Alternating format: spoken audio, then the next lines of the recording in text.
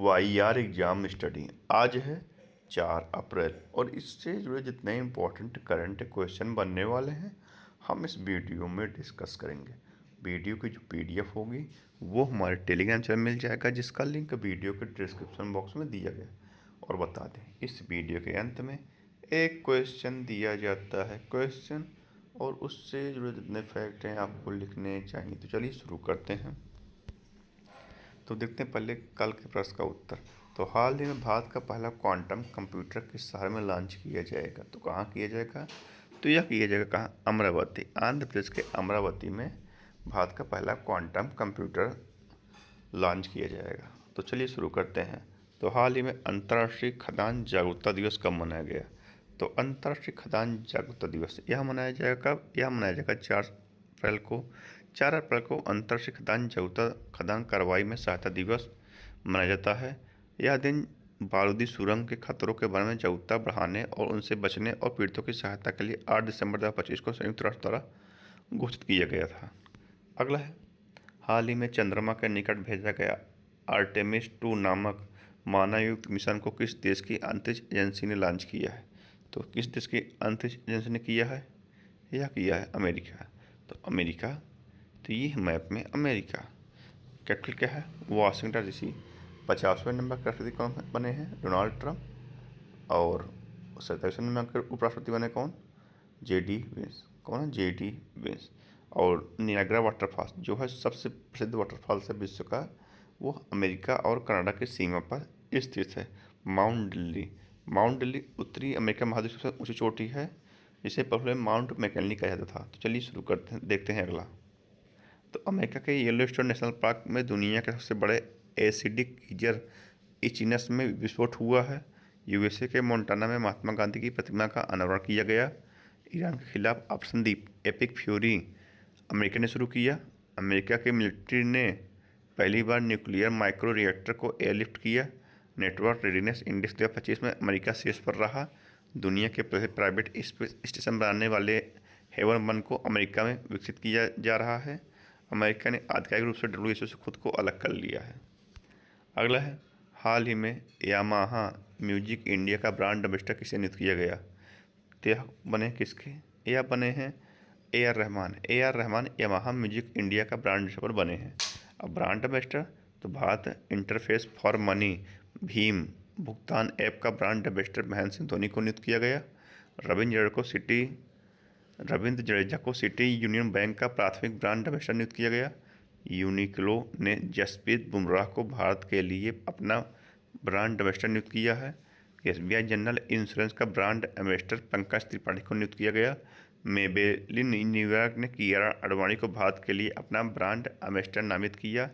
Mahendra Singh Dhoni Bajaj Pune grand tour 2026 के goodwill brand ambassador बने। New balance का पहला भारतीय एम्बेसडर जानवी कपूर को नियुक्त किया गया है। पारादीप फास्फेट ने राहुल द्रविड़ को ब्रांड एम्बेसडर बनाया है। अगला है, हाल ही में नवीकरणीय ऊर्जा क्षमता में भारत वैश्विक स्तर पर कौन से स्थान पर रहा? तो भारत इसमें कौन से स्थान पर रहा? भारत इसमें तीसरे स्थान पर रहा। भारत दुनिया के तीसरे सबसे बड़े नवीकरणीय ऊर्जा बाजार के रूप में उभरा है। इसके साथ ही यह अपनी स्वच्छ ऊर्जा यात्रा में एक नया मील का पत्थर स्थापित कर रहा है। अंतर्राष्ट्रीय नवीकरणीय ऊर्जा एजेंसी द्वारा जारी आंकड़ों के अनुसार देश ने एक ही वर्ष में लगभग 45 गीगावाट नवीकरणीय ऊर्जा क्षमता जोड़ी है। ठीक है, तो अगर देखते हैं, हाल ही में US मेजर लीग क्रिकेट में शामिल होने वाले पहले भारतीय कौन बने हैं? तो US मेजर लीग क्रिकेट में शामिल होने वाले पहले भारतीय बने कौन? ये बने हैं रविचंद्रन अश्विन। अगला है, हाल ही में किसने सूचना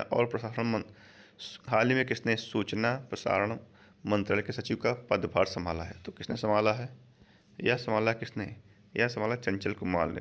चंचल कुमार ने संजय बाबू का स्थान लेंगे और यह 1 अप्रैल से सूचना प्रसारण मंत्रालय के सचिव के रूप में इन्होंने कार्यभार संभाला है। तो साध्वी निरंजन ज्योति ने NCBC के अध्यक्ष के रूप में कार्यभार संभाला है। नोकिया इंडिया ने समर मित्तल को अपना कंट्री बिजनेस लीडर नियुक्त किया है। OpenAI ने किरण मणि को एशिया प्रशांत के लिए प्रबंध निदेशक नियुक्त किया है।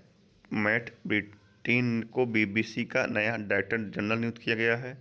DNPA के नए अध्यक्ष पुनीत गुप्ता बने हैं। राष्ट्रीय जैव विविधता प्राधिकरण द्वारा आक्रामक विदेशी प्रजाति से निपटने के लिए गठित विशेषज्ञ समिति का अध्यक्ष धनंजय मोहन को नियुक्त किया गया है। अगला है, हाल ही में किस देश के खिलाड़ी रस्सी वेंडुसैन अंतर्राष्ट्रीय क्रिकेट से संन्यास की घोषणा की है? तो किस देश के खिलाड़ी थे ये थे रसिया के, ये थे दक्षिण अफ्रीका के बल्लेबाज रसी वैन डेर डुसेन ने अंतर्राष्ट्रीय क्रिकेट से संन्यास की घोषणा कर दी है। अगला है, हाल ही में किसे power grid corporation of India limited के सीएमडी के रूप में नियुक्त किया गया है? तो किसे नियुक्त किया गया है? यह किया गया बीवी राम मोहन को। बीवी राम मोहन को power grid corporation of India limited के सीएमडी के रूप में नियुक्त किया गया है। अगला है, हाल ही में मिंग आंग हांग को किस देश का राष्ट्रपति नियुक्त किया गया है? तो वो किस देश के बने हैं? यह बने कहाँ के? यह बने हैं म्यांमार के। म्यांमार के सैन्य शासक और जनरल मिन आंग हंग को 3 अप्रैल 2026 को म्यांमार का नया राष्ट्रपति चुना गया। 2021 में सत्ता पलट के बाद से म्यांमार सत्ता पर काबिज हैं और सैन्य समर्थित संसद द्वारा उन्हें इस पद पर नियुक्त किया गया है। अगला है, हाल ही में भारत की पहली स्वदेशी कोयला से अमोनियम नाइट्रेट परियोजना किस राज्य में स्थापित की गई है? तो कहाँ की गई है? या की गई उड़ीसा में। उड़ीसा में भारत की पहली स्वदेशी कोयला से अमोनियम नाइट्रेट परियोजना स्थापित की गई है। तो वर्ल्ड इंडोर एथलेटिक चैंपियनशिप 2028 का आयोजन भुवनेश्वर में किया जाएगा। कुसुनपुर को उड़ीसा का पहला स्मार्ट गांव बनाने की घोषणा की गई। पंचू दोल मिलन यात्रा उड़ीसा में आयोजित की गई। नीति आयोग द्वारा जारी फिजिकल हेल्थ इंडेक्स 2026 में उड़ीसा को पहला स्थान दिया गया।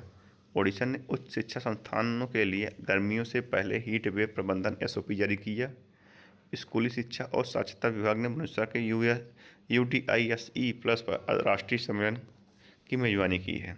ओडिशा, तो ये मैप में ओडिशा कैपिटल का भुवनेश्वर, सीएम है मोहन चरण जी, गवर्नर कौन है? डॉक्टर हरिबाबू कंपति। अगला है, हाल ही में भारत ने किस देश को मानवीय सहायता के लिए रूप में 1000 मीट्रिक टन चावल की खेप भेजी है? तो किस देश को भेजी है? यह भेजी है बुर्किना फासो को। भारत ने मानवीय सहायता के रूप में बुर्किना फासो को 1000 मीट्रिक टन चावल की खेप भेजी है। अगला है, हाल ही में UIDAI ने अधिकृत आधार केंद्रों के लोकेशन को प्रदर्शित करने के लिए किसके साथ समझौता किया है? तो यह किया है माई मैप इंडिया के साथ। भारतीय विशेष पहचान प्राधिकरण UIDAI ने मैप इंडिया के साथ एक समझौते पर हस्ताक्षर किए हैं ताकि उनके मैपल्स ऐप पर अधिकृत आधार केंद्रों को प्रदर्शित किया जा सके। तो ये थे आज के करंट अफेयर। अब देखते हैं रिवीजन। तो राष्ट्रीय सांख्यिकी कार्यालय NSO ने माइग्रेशन डेटा को अपडेट करने के लिए देशव्यापी माइग्रेशन सर्वे की घोषणा की।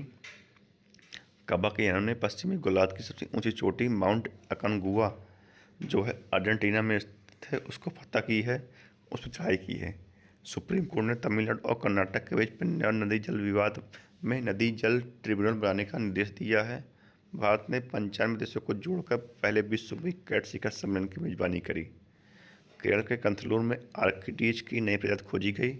महाराष्ट्र के मुंबई में 2026 छठा नेशनल क्रॉप न्यूट्रिशन समिट आयोजित किया जाएगा। पुलिस अनुसंधान एवं विकास ब्यूरो के 9वें राष्ट्रीय सम्मेलन का आयोजन आंध्र प्रदेश में किया गया है। तो ये था रिवीजन। अब पूछते हैं आपसे आज का प्रश्न, इसका उत्तर आपको कमेंट देना है। तो हाल ही में IMF वर्ल्ड बैंक की 2026 की बैठक की मेजबानी किस देश में की जाएगी? तो कहाँ की जाएगी? फ्रांस, थाईलैंड, ब्रिटेन, जिम्बाब्वे, ये 4 ऑप्शन हैं। अब चारों में से आपको उत्तर देना है, उसकी राजधानी भी लिखनी है, वहाँ की कुछ खासियत बतानी है, तो ये सब चीज़ें आपको बतानी है। तो चलिए आज की इस वीडियो में इतना है। अगर वीडियो पसंद है तो लाइक शेयर कमेंट कीजिए दोस्तों। धन्यवाद।